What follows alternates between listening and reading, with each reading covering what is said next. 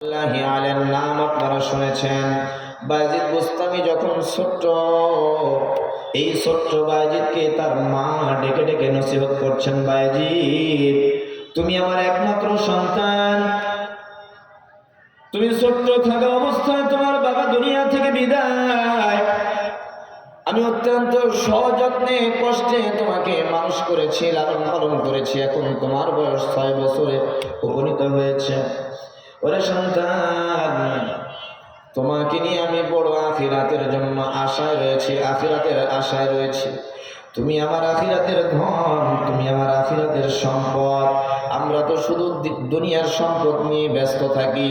আমার সন্তানকে কিভাবে বিসিএস ক্যাডার বানানো যাবে, আমার সন্তানকে কিভাবে হাই কোয়ালিটির শিক্ষিত বানানো যাবে, কিভাবে সরকারি চাকরি পাবে, ঘুষ যত টাকা দেওয়া লাগে লাগুক, এরপরে আমার সরকারি চাকরি দরকার।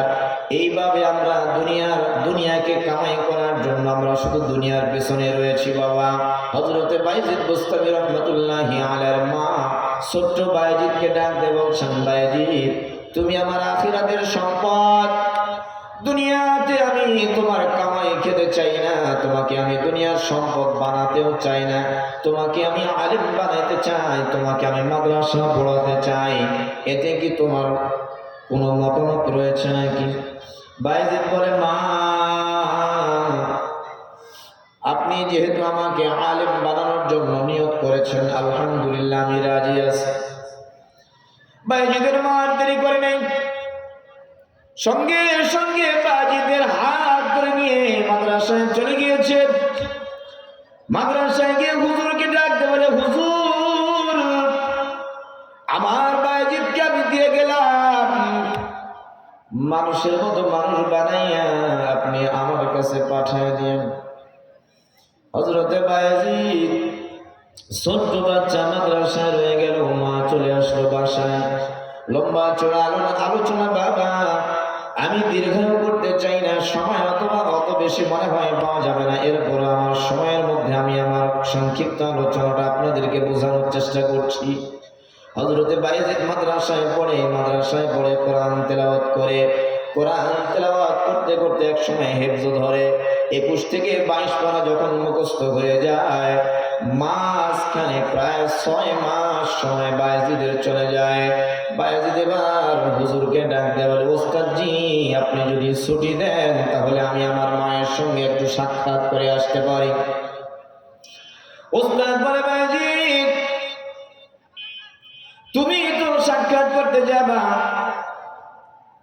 যেতে দেওয়া যায়, অসুবিধা নাই, কিন্তু তোমার মা তো বলে গিয়েছিল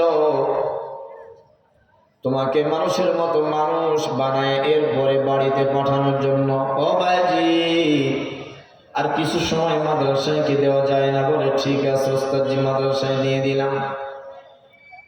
হেফজ কমপ্লিট করেন নাই, হয়তো বা 2-4 পারা বাকি আছে, এমন সময় বায়েজিদ ওস্তাদকে ডাক দিয়ে বলে, ওস্তাদজি এখন কি আমি যেতে পারবো? বলে হ্যাঁ যেতে পারবা, যাও।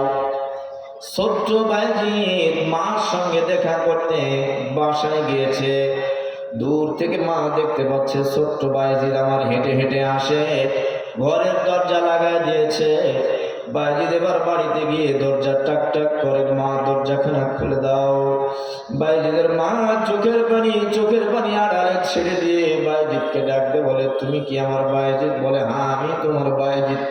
বলে না না না, এটা আমার বায়েজিদ হতে পারে না, আমি তো নিয়ত করে দিয়ে আসছি আমার বায়েজিদকে মানুষের মতো মানুষ বানায়া ওস্তাদরা আমার বাড়িতে পাঠায় দিবে।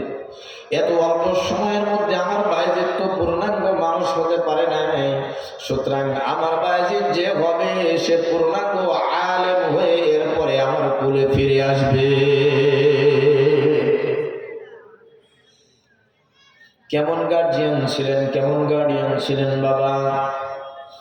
কোরআন শিক্ষা দেওয়ার জন্য, ইলমে দ্বীন শিক্ষা দেওয়ার জন্য নিজের বুকের সঙ্গে পাথর বেঁধেছে, যার কারণে অলিদের মধ্যে ফেরেশতাদের মধ্যে যেমনি ভাবে খাজা মুঈনুদ্দিন চিশতি রাহমাতুল্লাহি আলাইহি তিনি বলেছেন, ফেরেশতাদের মধ্যে যেমনি ভাবে হযরত জিবরাইলের দাম তেমনি ভাবে অলিকুলদের মধ্যে বাইজিদের ততটাই দাম। জোরে বলেন না সুবহানাল্লাহ।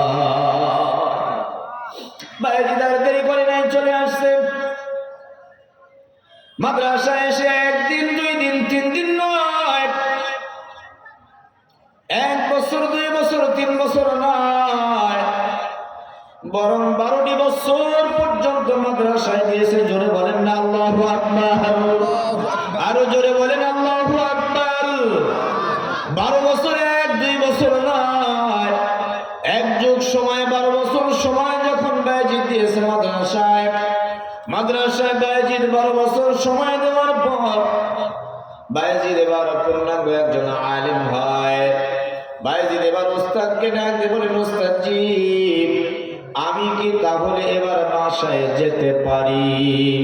বাইজিদের ওস্তাদ ডাক দিয়ে বলে, বাইজিদ অবশ্যই অবশ্যই তুমি বাসায় যেতে পারবা, এতে কোনো অসুবিধা নেই। তবে আগামীকাল সকালে তোমার মাথায় পাগড়ি দেওয়া হবে, এরপরে তুমি বাসায় যাবা। ইলমের খাজানা তোমার মাথায় দেওয়া হবে, এরপরে তুমি বাসায় যাবা। বাইজিদ মনে খুব আনন্দ, আগামীকাল আল্লাহ রাব্বুল আলামিন যদি আমাকে জীবিত রাখে, আমাকে বাঁচায় রাখে, তাহলে আলহামদুলিল্লাহ, আগামীকাল আল্লাহ তাআলা আমাদের হায়াত যদি দিয়ে থাকেন, তাহলে আমি আমার মার সঙ্গে সাক্ষাতে যাব।